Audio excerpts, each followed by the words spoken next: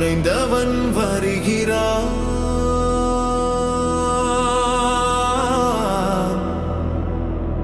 வர்மத்தின் வாரிசு இதோ எழுகிறான். அவன் பார்வையில் அக்னி, அவன் கைகளில் இடி. காத்திரு, அவன் வாரிசு.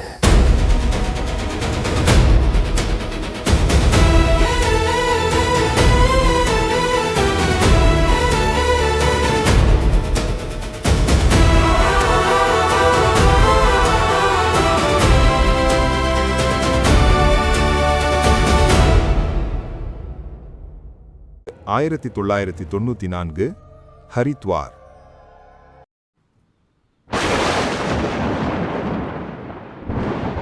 ஆகாசத்தின் கதவுகள் திறந்து கொண்டது போல மழை கொட்டி தீர்த்து கொண்டிருந்தது. அந்த சாலை ஒரு நதியைப் போல மாறியிருந்தது. மக்கள் மழையில் நனைந்தபடி தங்கள் தலைக்கு மேல் குடையையோ அல்லது ஒரு பிளாஸ்டிக் தாளையோ பிடித்துக்கொண்டு பாதுகாப்பான இடத்தை தேடி ஓடிக்கொண்டிருந்தனர். சாலையோரம் இருந்த மற்ற அனைத்து கடைகளும் இருளில் மூழ்கியிருக்க, ஒரே ஒரு இடத்திலிருந்து மட்டும் மங்கலான மஞ்சள் வெளிச்சம் மழையை ஊடுருவி தெரிந்தது. அது அந்த நாயர் டீ கடை. டீ கடைக்காரர் பெரியவர் தன் நரைத்த தலையை தடவிக்கொண்டே பித்தளை பாத்திரத்தில் தேநீரை உயர்த்தி ஆத்திக் கொண்டிருந்தார். என டீ பாத்திரத்தில் விழும் சத்தம் அந்த அமைதியான மழை இரவில் ஒரு தாளத்தை போல ஒலித்தது. என்ன மழையடா இது, விடாம பேஞ்சி மனுஷனை வாட்டுது, இந்த வருஷம் ஆரம்பிச்ச மழை நிற்கவே மாட்டேங்குது என்று தனக்குத்தானே முணுமுணுத்து கொண்டார். மற்ற கடைக்காரர்கள் எல்லாம் மழைக்கு அஞ்சி பொழுது சாயும் முன்பே கடையை சாத்திவிட்டு வீட்டுக்கு ஓடிவிட்டனர். ஆனால் இந்த பெரியவருக்கு கடையை தாண்டி செல்ல வீடு என்று ஒன்று கிடையாது, கடையேதான் வீடு. கங்கை ஆற்றின் பிரம்மாண்டமான மேம்பாலத்திலிருந்து ஒரு பைக் மெதுவாக கீழே இறங்கியது. மழையின் வேகத்தில் அந்த பாலத்தின் இறக்கம் மிக ஆபத்தானதாக தெரிந்தது. பைக்கை ஓட்டி வந்த இளைஞன் தன் நண்பனிடம் கத்தினான். டே மச்சா, மழை கண்ணை மறைக்குதுடா, காத்து வேற பலமா அடிக்குது, வண்டியை ஓட்டவே முடியல. பின்னால் அமர்ந்திருந்தவன் முன்னால் தெரிந்த அந்த ஒற்றை வெளிச்சத்தை சுட்டி காட்டினான். அங்க பாருடா, அந்த டீ கடை மட்டும்தான் திறந்திருக்கு, அங்க கொஞ்ச நேரம் ஒதுங்கிட்டு அப்புறம் போவோம். வேகமாக வந்து கடையின் ஓரத்தில் வண்டியை நிறுத்திவிட்டு நனைந்த உடைகளை தட்டியபடி இருவரும் கடைக்குள் நுழைந்தனர். பெரியவர் அவர்களை பார்த்ததும் முகத்தில் ஒரு மெல்லிய புன்னகையோடு, வாங்க தம்பிங்களா, நல்லா நனைஞ்சிட்டீங்க போல என்று தலையசைத்தார். என்னென்ன, ஊரே கடையை சாத்திட்டு போயிருச்சு, நீங்க மட்டும் என்ன தைரியத்துல கடையை திறந்து வச்சிருக்கீங்க? உங்களுக்கு இந்த பேய் மழையை பார்த்தா பயமே இல்லையா என்றான் ஒரு இளைஞன் தலையை துண்டால் துடைத்தபடி. அருகில் இருந்த மற்றொருவன் கிண்டலாக, என்னடா நீ, அண்ணனை பார்த்தா தெரியல, சுனாமிலேயே ஸ்விம்மிங் போடுற ஆள் அவரு என்று ஐஸ் வைத்தான். பெரியவர் பலமாக சிரித்தார்.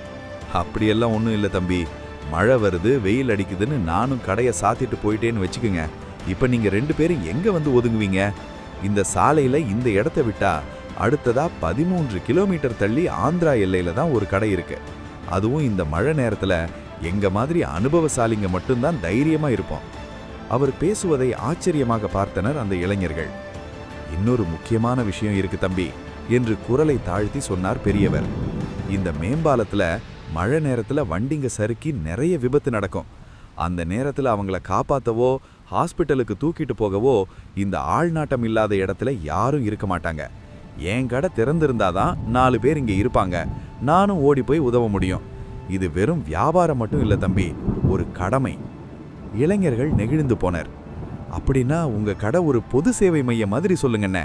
சரி, எங்களுக்கும் ஒரு 2 டீ போடுங்க, உங்க சேவைக்கு எங்க சின்ன சப்போர்ட் என்றான் ஒருவன். பெரியவர் சிரித்து கொண்டே, எனக்கு தெரியும் தம்பி, என் கடைக்கு வர்றவங்க டீ குடிக்காம போக மாட்டாங்கன்னு. நீங்க வண்டியை நிறுத்தும் போதே உங்களுக்காக டீயை ஆத்த ஆரம்பிச்சிட்டேன், இந்தாங்க பிடிங்க என்று சூடான தேநீரை நீட்டினார். அடேங்கப்பா, உங்க வியாபார யுக்தியை பார்த்தா வியப்பா இருக்குனே என்று சிரித்து கொண்டே டீயை வாங்கினான் அந்த இளைஞன். தம்பி, உங்களை போலவே நிறைய பேர் உள்ளே இருக்காங்க பாருங்க என்று கடை உட்பகுதியை காட்டினார் பெரியவர். அங்கே உள்ளே பெஞ்சுகளில் நிறைய இளைஞர்கள், முதியவர்கள் மற்றும் பெண்கள் என ஒரு கூட்டமே அமர்ந்து மழையை ரசித்தபடி டிவியில் ஓடிக்கொண்டிருந்த செய்திகளை பார்த்து டீ குடித்து கொண்டிருந்தனர். நீங்க சரியான தந்திரக்கார வியாபாரி தானே, மக்களுக்கு ஒதுங்க இடம் கொடுத்து அப்படியே உங்க வியாபாரத்தையும் பார்க்கிறீங்க என்று அவர்கள் சிரித்து பேசிக் கொண்டிருக்கும் போது அப்போது டீ கடையில் சிரிப்புச் சத்தம் கேட்டுக்கொண்டிருந்த அந்த தருணம் அப்படியே உறைந்து போனது. அந்த ஒற்றையடி பாதையின் இருட்டிலிருந்து ஒரு உருவம் தள்ளாடியபடி வெளியே வந்தது. அது சஞ்சனா.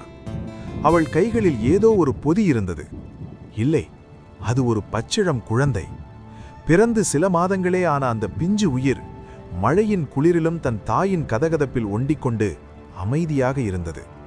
ஆனால் சஞ்சனாவின் நிலைமை படுமோசமாக இருந்தது. அவளது நெற்றியில் ஒரு ஆழமான வெட்டுக்காயம். அதிலிருந்து இரத்தம் வழிந்து கொண்டிருக்க, விடாமல் பெய்யும் மழை அந்த இரத்தத்தை முகம் முழுவதும் பரப்பிக் கொண்டிருந்தது.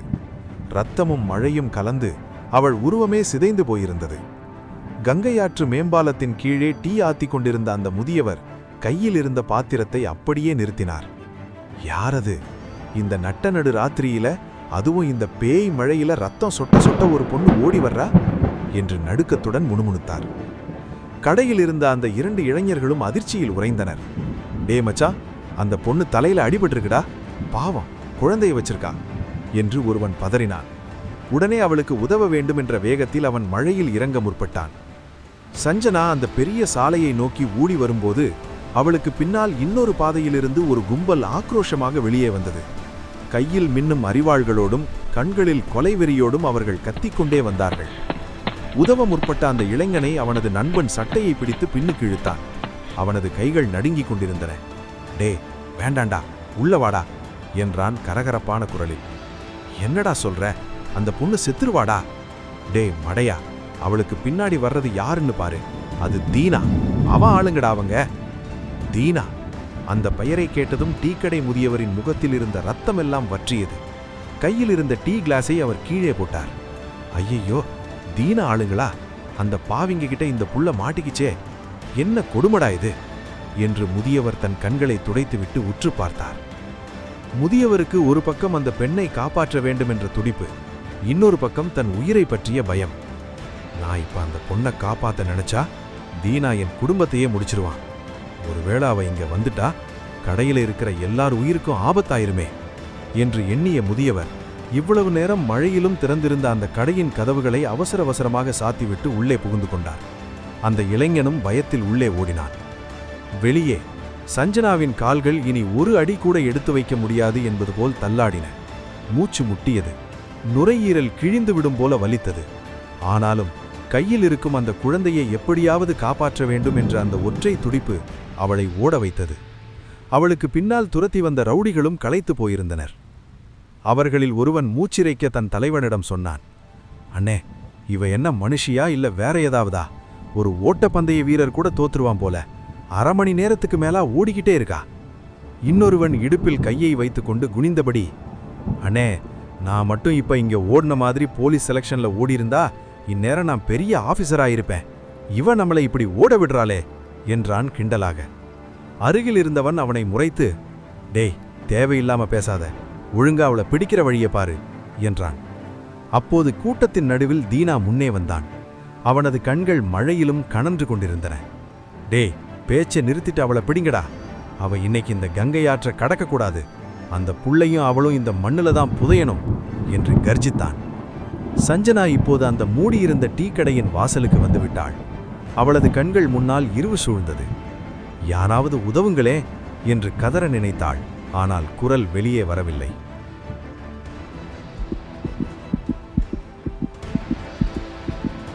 சஞ்சனாவின் இதயம் அவளது நெஞ்சுக்கூட்டை உடைத்துக்கொண்டு வெளியே வந்துவிடும் போல துடித்தது.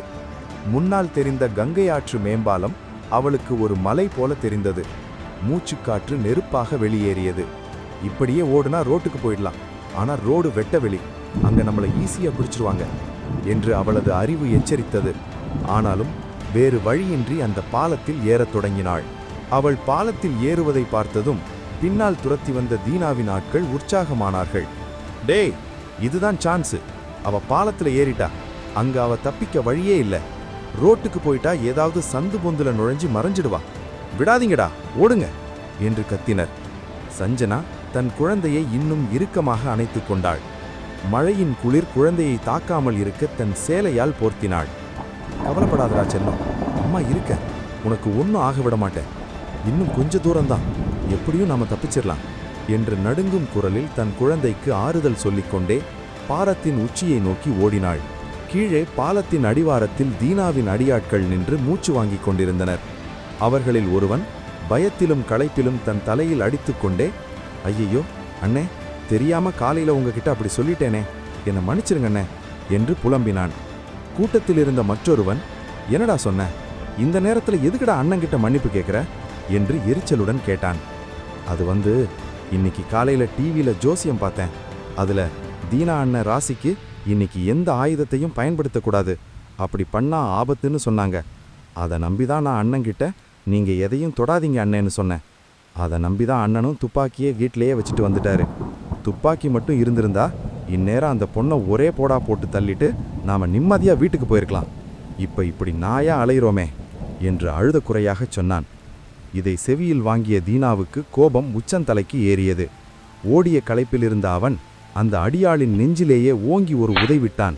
டேய், உன்கிட்ட இப்ப யாராவது இதை கேட்டாங்களடா, மூடிக்கிட்டு ஓடுங்கடா, போய் முதல்ல அவளை பிடிங்க என்று சிங்கம் போல கர்ஜித்தான். அவர்கள் மீண்டும் அந்த பாலத்தில் ஏறத் தொடங்கினர். பாலத்தின் உச்சியை அடைந்த சஞ்சனா அங்கேயே ஒரு நிமிடம் நின்றாள். முன்னால் தெரிந்த நெடுஞ்சாலையில் விளக்குகள் அணைந்து கிடக்க இருபுறமும் அடர்ந்த காடு மிரட்டியது. எங்கே போவது? காட்டுக்குள் போனால் குழந்தைக்கு ஆபத்து, ஊருக்குள் போனால் அவர்கள் சுலபமாக தேடிவிடுவார்கள். அப்போது அவளது கண்கள் கங்கை ஆற்றின் கரையில் இருந்த அந்த இடத்தை நோக்கின. அங்கே ஒரு பழைய சிதிலமடைந்த பாழடைந்த கோவில் தெரிந்தது. மழையிலும் இருட்டிலும் அதன் கோபுரம் ஒரு பூதத்தை போல தெரிந்தது. அதோ அந்த பாழடைந்த கோவில், அதுக்குள்ள போயிட்டா இப்போதைக்கு தப்பிச்சிடலாம். இவங்க மேலே ஏறி வர்றதுக்குள்ள நான் அங்க போய் ஒழிஞ்சுக்கிட்டா இவங்களால என்னை கண்டுபிடிக்க முடியாது என்று ஒரு கணம் யோசித்தவள் மின்னல் வேகத்தில் அந்த திசை நோக்கி திரும்பினாள். அவள் பாலத்தின் படிக்கட்டுகள் வழியாக கீழே இறங்கி அந்த கோவிலை நோக்கி ஓடத் தொடங்கினாள். மேம்பாலத்தின் நடுவே ஏறிக்கொண்டிருந்த தீனாவின் ஆட்கள் அப்படியே தரையில் அமர்ந்தனர். அண்ணே, முடியல அண்ணே, காலெல்லாம் கெண்டைக்காய் இழுக்குது, இனிமே ஒரு அடி கூட நடக்க முடியாது என்று ஒருவன் கெஞ்சினான். தீனா அவர்கள் முன்னால் வந்து நின்றான். மழையில் நனைந்த அவனது முகம் மரணத்தைப் போல கொடூரமாக தெரிந்தது. டே, இன்னும் கொஞ்ச தூரம்தான், அந்த பொண்ணையும் குழந்தையையும் போட்டா நமக்கு கிடைக்க போறது சில லட்சங்கள் இல்லடா, பல கோடிகள். அந்த பணம் கிடைச்சா நீங்க வாழ்க்கையில் அப்புறம் ஓடவே வேண்டியதில்லை, கொஞ்சம் தாக்கு பிடிக்கிறா, ஓடுங்க என்று பணத்தின் பெயரை சொன்னதும் சோர்வடைந்திருந்த அந்த கும்பலின் கண்களில் ஒரு மின்னல் தெரிந்தது. களைப்பை மறந்து அவர்கள் மீண்டும் வெறியோடு ஓடத் தொடங்கினர். சஞ்சனா அந்த கோவிலின் வாசலை நெருங்கிவிட்டாள். மழையின் சத்தத்தை தாண்டி அங்கே ஏதோ ஒரு விசித்திரமான சத்தம் கேட்பது போல அவளுக்கு தோன்றியது.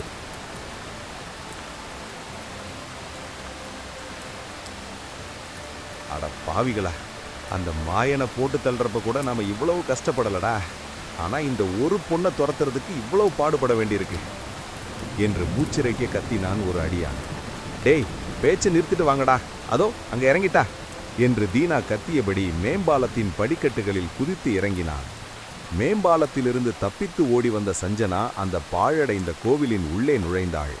தூரத்திலிருந்து பார்த்ததை விட அந்த இடம் மிக மோசமாக இருந்தது. 2 பக்க சுவர்களும் இடிந்து செங்கற்கள் சிதறி கிடந்தன. காலம் காலமாக பராமரிப்பு இல்லாததால் பாசி படர்ந்த மனம் வீசியது. ஆனால் அந்த இடிபாடுகளுக்கு நடுவிலும் கர்ப்பக்கிரகமும் அங்கிருந்த சிலையும் மட்டும் ஏதோ ஒரு சக்தியால் காக்கப்பட்டது போல அப்படியே இருந்தன.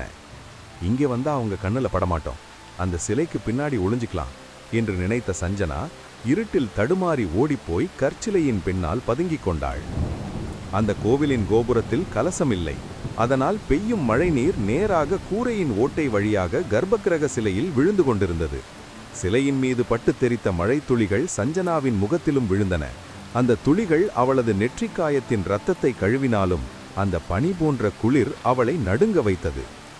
சஞ்சனா மெதுவாக தன் புடவைக்குள் மறைத்து வைத்திருந்த குழந்தையை வெளியே எடுத்தாள். இவ்வளவு நேர போராட்டத்திலும் அந்த பச்சிளம் குழந்தை அழவே இல்லை. தங்கமே, செல்லமே, அம்மாவை பாருடா என்று நடுக்கத்துடன் அழைத்தாள்.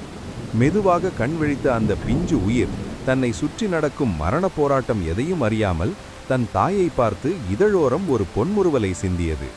அந்த மங்கலான வெளிச்சத்தில் அந்த குழந்தையின் சிரிப்பு ஒரு தேவதையைப் போல இருந்தது. சஞ்சனாவின் கண்களிலிருந்து கண்ணீர் பெருகியது.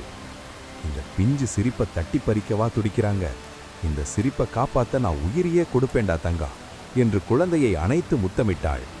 ஆனால் அந்த சந்தோஷம் சில நொடிகள் கூட நீடிக்கவில்லை. சிரித்து கொண்டிருந்த குழந்தையின் முகம் மெல்ல சுருங்கியது. கண்கள் சொருகின.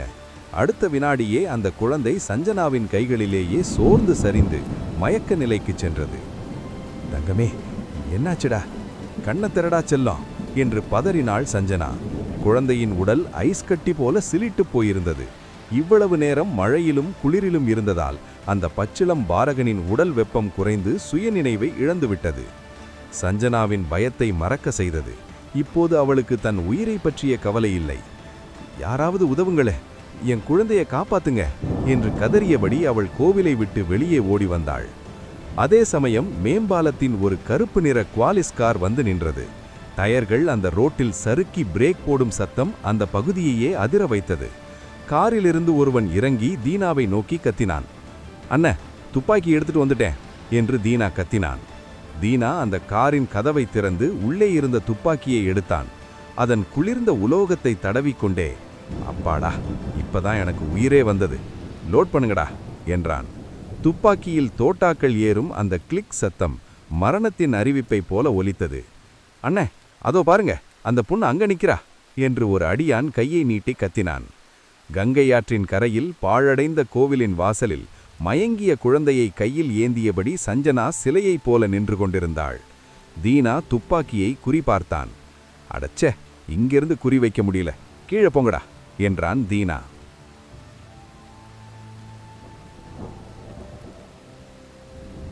அடப்பாவிகளா, அந்த மாயனை போட்டு தள்ளுறப்ப கூட நம்ம இவ்வளவு கஷ்டப்படலடா. ஆனா இந்த ஒரு பொண்ணை துரத்துறதுக்கு இவ்வளவு பாடுபட வேண்டியிருக்கு என்று மூச்சிரைக்க கத்தினான் ஒரு அடியான். டேய், பேச்சு நிறுத்திட்டு வாங்கடா, அந்த பக்கம் இறங்கிட்டா என்று தீனா கத்தியபடி மேம்பாலத்தின் ஏறினான். மேம்பாலத்திலிருந்து தப்பித்து ஓடி வந்த சஞ்சனா அந்த பாழடைந்த கோவிலின் உள்ளே நுழைந்தாள். தூரத்திலிருந்து பார்த்ததை விட அந்த இடம் மிக மோசமாக இருந்தது. 2 பக்கச் சுவர்களும் இடிந்து செங்கற்கள் சிதறி கிடந்தன. காலங்காலமாக பராமரிப்பு இல்லாததால் வாசி படர்ந்த மனம் வீசியது. ஆனால் அந்த இடிபாடுகளுக்கு நடுவிலும் கர்ப்பக்கிரகமும் அங்கிருந்த சிலையும் மட்டும் ஏதோ ஒரு சக்தியால் காக்கப்பட்டது போல அப்படியே இருந்தன. இங்க வந்து அவங்க கண்ணில் படமாட்டோம், அந்த சிலைக்கு பின்னாடி ஒளிஞ்சிக்கலாம் என்று நினைத்த சஞ்சனா இருட்டில் தடுமாறி ஓடிப்போய் கற்சிலையின் பின்னால் பதுங்கிக் கொண்டாள். அந்த கோவிலின் கோபுரத்தில் கலசமில்லை. அதனால் பெய்யும் மழை நீர் நேராக கூரையின் ஓட்டை வழியாக கர்ப்பக்கிரக சிலையில் விழுந்து கொண்டிருந்தது. சிலையின் மீது பட்டு தெரித்த மழை துளிகள் சஞ்சனாவின் முகத்திலும் விழுந்தன. அந்த துளிகள் அவளது நெற்றிக்காயத்தின் இரத்தத்தை கழுவினாலும் அந்த பனி போன்ற குளிர் அவளை நடுங்க வைத்தது. சஞ்சனா மெதுவாக தன் புடவைக்குள் மறைத்து வைத்திருந்த குழந்தையை வெளியே எடுத்தாள். இவ்வளவு நேர போராட்டத்திலும் அந்த பச்சிளம் குழந்தை அழவே இல்லை. தங்கமே, செல்லமே, அம்மாவை பாருடா என்று நடுக்கத்துடன் அழைத்தாள். மெதுவாக கண் விழித்த அந்த பிஞ்சு உயிர் தன்னை சுற்றி நடக்கும் மரண போராட்டம் எதையும் அறியாமல் தன் தாயை பார்த்து இதழோரம் ஒரு பொன்முறுவலை சிந்தியது. அந்த மங்கலான வெளிச்சத்தில் அந்த குழந்தையின் சிரிப்பு ஒரு தேவதையைப் போல இருந்தது. சஞ்சனாவின் கண்களிலிருந்து கண்ணீர் பெருகியது. இந்த பிஞ்சு சிரிப்பை தட்டி பறிக்கவா துடிக்கிறாங்க? இந்த சிரிப்பை காப்பாத்த நான் உயிரையே கொடுப்பேண்டா தங்கம் என்று குழந்தையை அணைத்து முத்தமிட்டாள். ஆனால் அந்த சந்தோஷம் சில நொடிகள் கூட நீடிக்கவில்லை. சிரித்து கொண்டிருந்த குழந்தையின் முகம் மெல்ல சுருங்கியது. கண்கள் சொருகின. அடுத்த வினாடியே அந்த குழந்தை சஞ்சனாவின் கைகளிலேயே சோர்ந்து சரிந்து மயக்க நிலைக்கு சென்றது. தங்கமே, என்னாச்சுடா? கண்ண திறடா செல்லம் என்று பதறினாள் சஞ்சனா. குழந்தையின் உடல் ஐஸ் கட்டி போல சிலிட்டு போயிருந்தது. இவ்வளவு நேரம் மழையிலும் குளிரிலும் இருந்ததால் அந்த பச்சிளம் பாலகனின் உடல் வெப்பம் குறைந்து சுயநினைவை இழந்துவிட்டது. சஞ்சனாவின் பயத்தை மறக்கச் செய்தது. இப்போது அவளுக்கு தன் உயிரை பற்றிய கவலை இல்லை. யாராவது உதவுங்களே, என் குழந்தையை காப்பாத்துங்க என்று கதறியபடி அவள் கோவிலை விட்டு வெளியே ஓடி வந்தாள். அதே சமயம் மேம்பாலத்தின் ஒரு கருப்பு நிற குவாலிஸ் கார் வந்து நின்றது. டயர்கள் அந்த ரோட்டில் சறுக்கி பிரேக் போடும் சத்தம் அந்த பகுதியையே அதிர வைத்தது. காரிலிருந்து ஒருவன் இறங்கி தீனாவை நோக்கி கத்தினான். அண்ணே, துப்பாக்கி எடுத்துட்டு வந்துட்டேன் என்றான். தீனா அந்த காரின் கதவை திறந்து உள்ளே இருந்த துப்பாக்கியை எடுத்தான். அதன் குளிர்ந்த உலோகத்தை தடவிக்கொண்டே, அப்பாடா, இப்பதாண்டா எனக்கு உயிரே வந்தது, லோட் பண்ணுங்கடா என்றான். துப்பாக்கியில் தோட்டாக்கள் ஏறும் அந்த கிளிக் சத்தம் மரணத்தின் அறிவிப்பைப் போல ஒலித்தது. அண்ணே, அதோ பாருங்க, அந்த பொண்ணு அங்க நிக்கிறா என்று ஒரு அடியான் கையை நீட்டி கத்தினான். கங்கை ஆற்றின் கரையில் பாழடைந்த கோவிலின் வாசலில் மயங்கிய குழந்தையை கையில் ஏந்தியபடி சஞ்சனா சிலையைப் போல நின்று கொண்டிருந்தாள். தீனா துப்பாக்கியை குறிபார்த்தான். அடச்சே, இங்கிருந்து குறிவைக்க முடியல, கீழே போங்கடா என்றான் தீனா.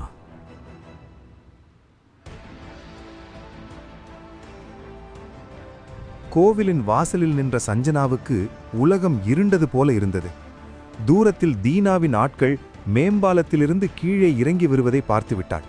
தப்பிக்க வழியில்லை என்று தெரிந்த அந்த நொடியில் அவளது தாய்மை ஒரு விபரீதமான, அதே சமயம் தீர்க்கமான முடிவை எடுத்தது. நானும் குழந்தையும் ஒன்னா இருந்தா 2 பேரையும் கும்பிடுவாங்க. நான் இவங்கள வேற பக்கம் திசை திருப்பினாதான் என் தங்கம் பிழைக்கும். சஞ்சனா மீண்டும் சிதிலமடைந்த கர்ப்பகிரகத்திற்குள் ஓடினாள்.